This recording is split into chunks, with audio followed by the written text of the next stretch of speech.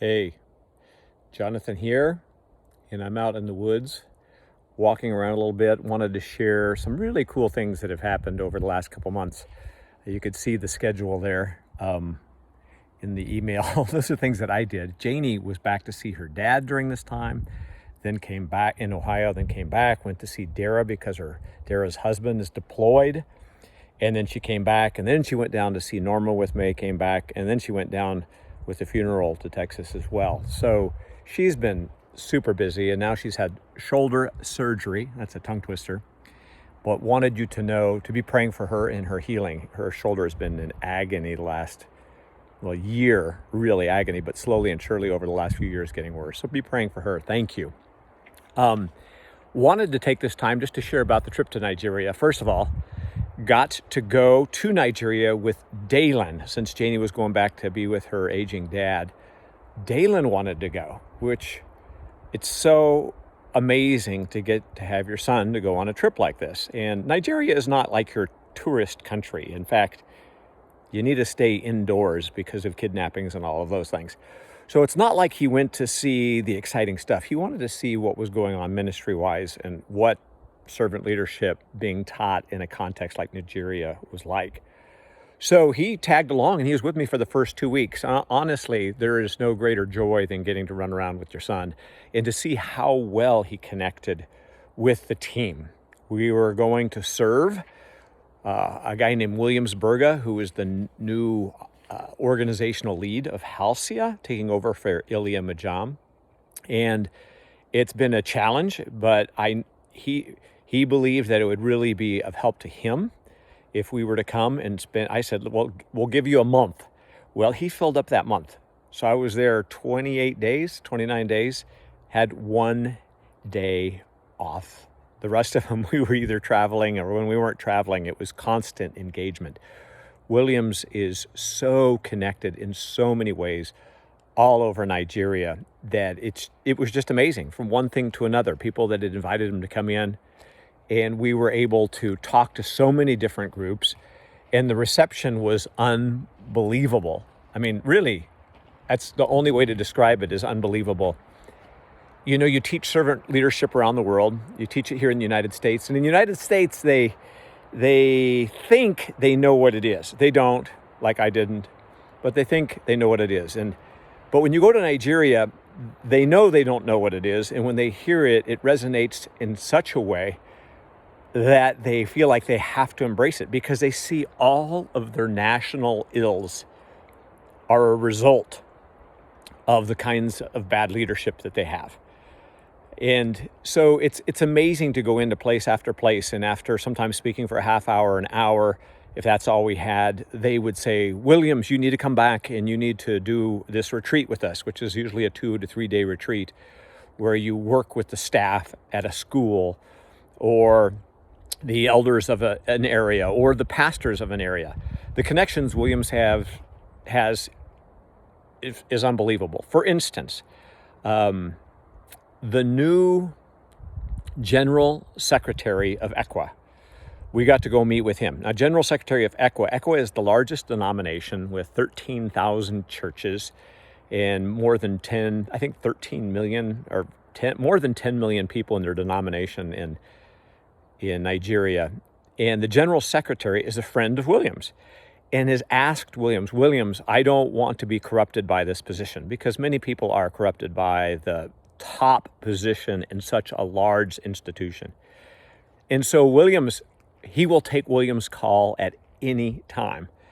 So we got to go meet with him. And I wanted to share a story of meeting with him. This guy has not only read the King Saul syndrome, that's what he's saying. He's saying to Williams, please don't let me become a King Saul. So we went in to visit him. And do you know how he started his first day on the job? They're in this beautiful headquarters. And now he's the top dog of all these 4 hospitals, 13,000 churches, 89 districts. And he called in the cleaning people for this huge, beautiful facility that they have there in Jos, Nigeria.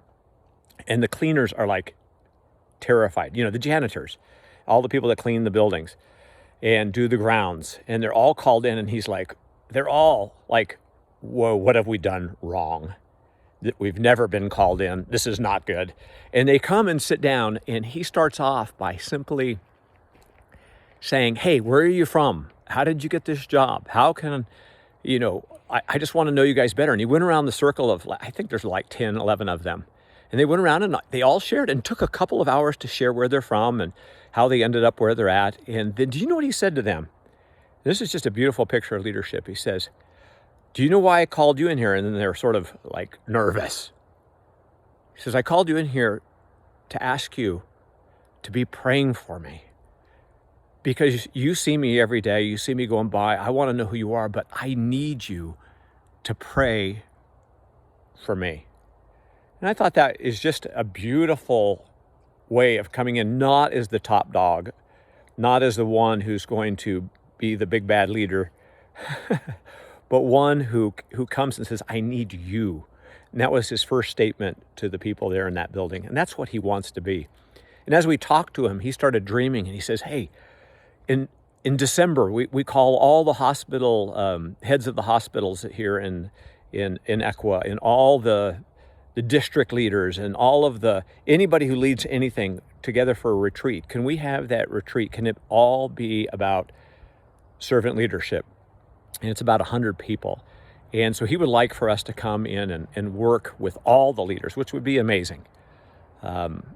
Because what happens again, especially in Nigeria, is it's all about grabbing power, getting on top, and staying there. And that's not at all what the gospel teaches, but that's what's happened. We got to meet with another beautiful thing, we got to meet with the whole staff of the Bible college that Williams, who I was running around with, Dalen was with us at this time too, the whole staff was getting together. And we were going to meet with them for 3 days and do this training. So we're together with them, and it's just a brand new adventure. It's like the scales fall off the eyes. And one of these guys who is a pastor, he's got gray hair. He's really had a tough time of it. He's had 2 children who have had sickle cell anemia, one who has died. And the other, while we were there, he asked us, could you come in and pray for my daughter? And so we went to his home, and we went in and we prayed for this little girl who, she was totally normal until just a couple years ago. She's about 10 now, and she's more like curled up into a ball, and she can't move. And we were able to pray for her. And it was such a sacred time. And this gentleman, after we left, he goes, oh, my other daughter, she's at school, and she is going to be so upset that a white man came to her home, because she's never seen a white man. She's wanted to see a white man more than anything. And both Dalen and I had been there. And sure enough, that session in the evening, we were back in session. He goes, yes, my daughter got home, and she started just crying that she couldn't see the white man. So I said, why don't you bring her here? And so he brought her to the facility, and she dressed up. One of the pictures there, you can see her in the email we sent out. She dressed in her best to pose with the white man. But as we were in the meetings with the staff, and this is one of the staff at the schools, and he's been a pastor, he just says, everything you've been teaching us, we were taught wrong, he said, from the very beginning. We were taught that we as pastors are to be doing everything, to be making the visitations, to be doing the hospital calls, to be doing the evangelism in the community, to doing all this stuff. And now you're saying, no, our job is to equip others to do all this work. We were taught wrong from the beginning. It was white man, he said, that taught us wrong. And he was sort of fired up, to say the least. And then he says, but thank God that he sent another white man to come and to show us really how Jesus and how Paul have led. So that was just the hugest blessing, to be able to be in situation after situation like that with people who are just going, wow, teach us to lead. And some people who've been in ministry for 40 years going, wow, literally they're saying, now I can finally begin to do ministry. You can hear that crunching, just there it is. there's still snow, even though it's been up to 70 degrees for the last chunk of days. So anyway, we were at another Baptist seminary, and we had just had about an hour to do chapel, and we talked about what servant leadership is, and then the whole staff gathered because we were going to approach them about possibility of doing a training for them. Williams could do the trainings. He's the one that does them. And when we got together after the presentation, we got together with them, and immediately they said, well, one of the guys goes, well, when can we do this training? What's our next step? We have to do this. In other words, what I'm saying is, what must we do to be saved? That's what those were his words. And again, just the cry in Nigeria, there are so many Christian leaders, but they've all been led to climb up on top and to keep everybody down and below them. And so what you have is you have a church that's huge, but everybody is kept as infants. You know, with the one educated man, he's on top, and everybody else, they're babies, and they come once a week and they go home, and they know that's what's happened. And when they hear this message and what we're called to be, it's rather remarkable. Another really cool thing in Nigeria that happened is we got to meet with the chancellor of Jos University. And quite frankly, it was rather intimidating. I walked in and we were waiting for him. We got this appointment with 1 day's notice, which never happens. It was miraculous. Joktun, the guy who wants to start the Center for Servant Leadership at the university, COSERV, the organization we work with, has had some money to start some of these centers in universities. And in Nigeria, it's the greatest idea because servant leadership is one talking point between Muslims and Christians. And it's a way of bringing the two sides together. And there's such a rift and division amongst Christians and Muslims in Nigeria right now. So anyway, Joktun got this appointment with 1 day. We were meeting with the staff, the 30,000 person university, and we're meeting with all the leaders that matter that can make the decision whether or not they want this servant leadership thing. And I go in and I sit down, we're waiting for the leader, and his pictures are on the wall.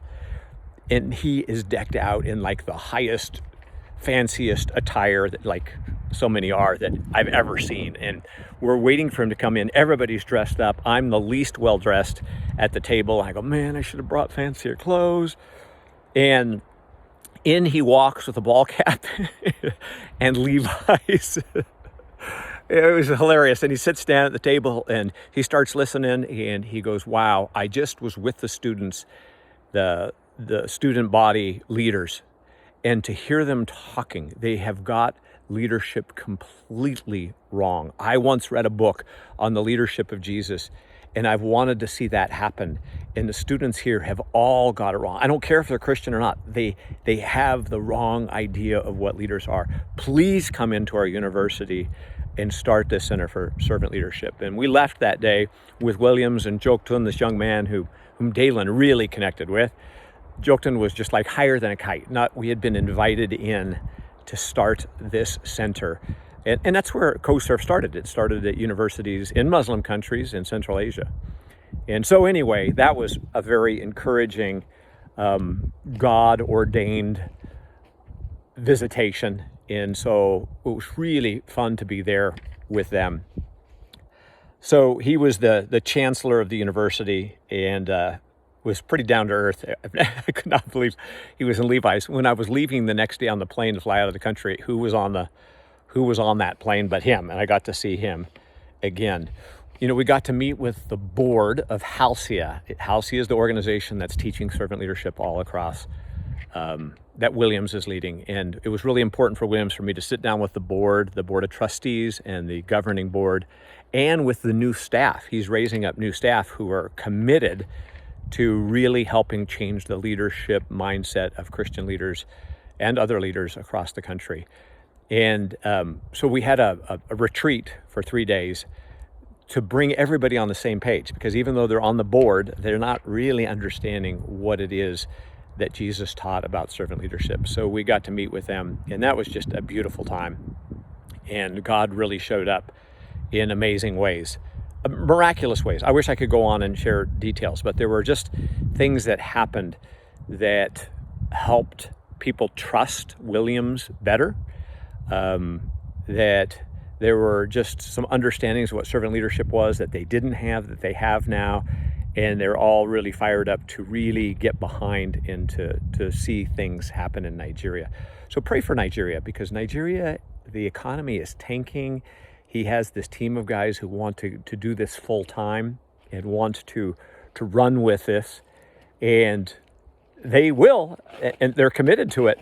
But man, it's not easy when the whole economy is tanking and you're trying to raise support in a country that isn't used to having people raise support. So pray for them. I know God's going to provide, but my prayer is that God would do amazing things. So anyway, we got back to after being there for a month with one day off, flew back 40 hours it took from when I left to when I got off the plane. And I got off the plane to find out that Janie's cousin that helped raise her was sick. And so we went down immediately to Texas to be with her, and got to, as soon as I got off the plane and got to be with her in the hospital, she had pneumonia. She was in a car accident and she couldn't cough. And so the cough she had turned to pneumonia.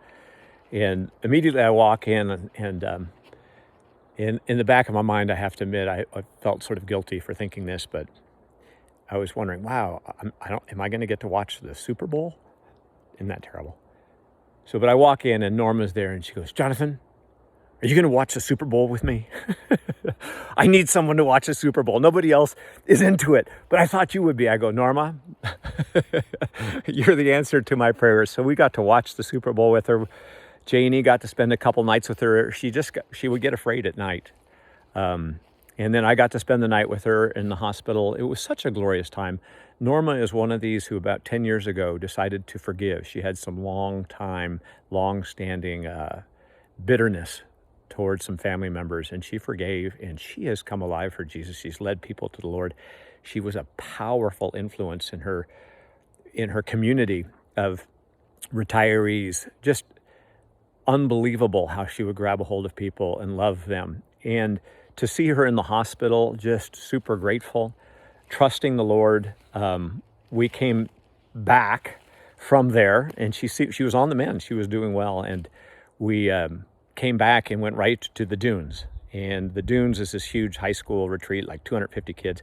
A bunch of the young people who were cabin leaders grew up coming into our home all the time while we lived across the street from the high school. They're now in college and beyond. But they were all there being cabin leaders, and all the kids I didn't know. This was a generation that I had not really gotten to know very well, but it was a lifelong dream of mine to be able to speak at the Dunes.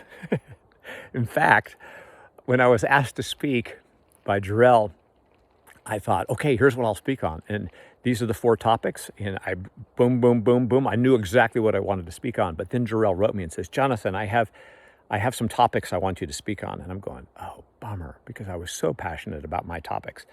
So I opened up the email and I looked at it, and his topics were identical to mine. And what are the odds of that? That he wanted me to speak on the very things that I was fired up about speaking on. So I got to, and it was the existence of God, the radical difference in person of Jesus, the reliability of scriptures, and then what it means to be in relationship with the living God. Those were the 4 topics over 5 nights, or 5 different talks, 2 mornings, 3 nights.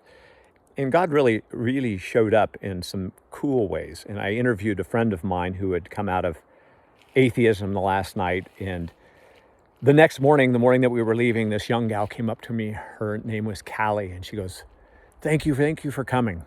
And she says, I came in here so angry, and an atheist. I came in as an atheist, and so at the same time, so angry at God. And it shows what's going on in so many of our young people. And she says, but last night after the session, for the first time, I worshiped.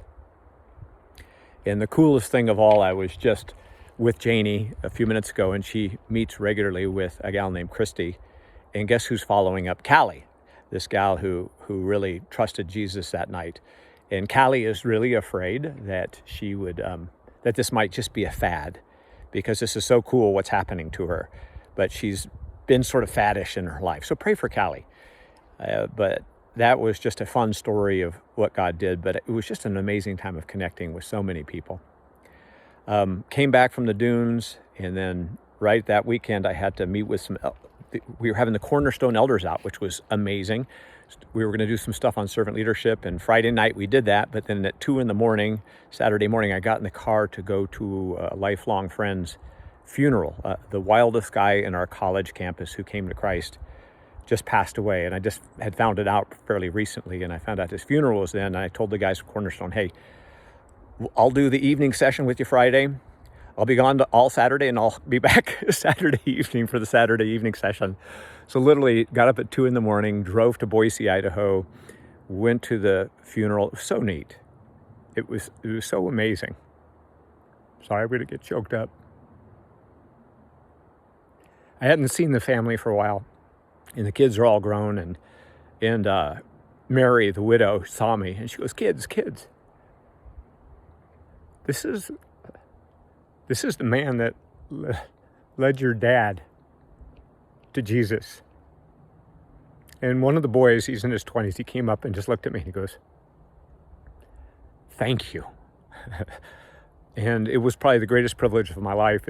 I don't even see it. I didn't lead him to Christ. It was a whole bunch of events and a whole bunch of people, but somehow he attributes it to me. But the guy lived a life worthy of Jesus. He literally gave millions of dollars away to the kingdom. He tried to get into ministry, but God just kept pushing him back into business. And got a disease that took him out in just a couple of years at age 59. But it was beautiful being there. Got back, was with the elders that Saturday night and Sunday. Got in the car Sunday afternoon, went down and taught at YWAM. Came back from YWAM, went up to Adelphia with Janie. And as we were driving up to Adelphia, this other discipleship school, we got the news that Norma, her cousin, had passed away. And that meant when we were done with Adelphia, we drove down to Portland, hopped on the airplane because Norma had asked me to do the funeral. And it was so beautiful to get to be there with family and to testify of Norma's changed life. From age 72 to 82, she grew so much in her walk. And so just to be able to be there with family members, to be able to be there in her community, that they showed up in force. They loved Norma and Norma loved them. And to just see what a power she was for the gospel and for Jesus. When I first met her, she was swallowed up in that bitterness. And to see God get a hold of her and use her those last 10 years of her life. And that picture of Janie's that you see there on that on our email, if you look at that picture, you can see the Good Shepherd with the clouds. That was the verse. Janie was painting that when Norma was in her car accident. The picture of the Good Shepherd with those clouds in the background. And when she passed, Janie's sister was trying to get to be with Norma, driving in from Dallas. And she got the news of Norma's passing and didn't make it there in time. But the clouds in the sky were so brilliant, she took a photo. And the clouds that she took the photo of right when Norma passed and the painting that Janie was painting, they were identical clouds. And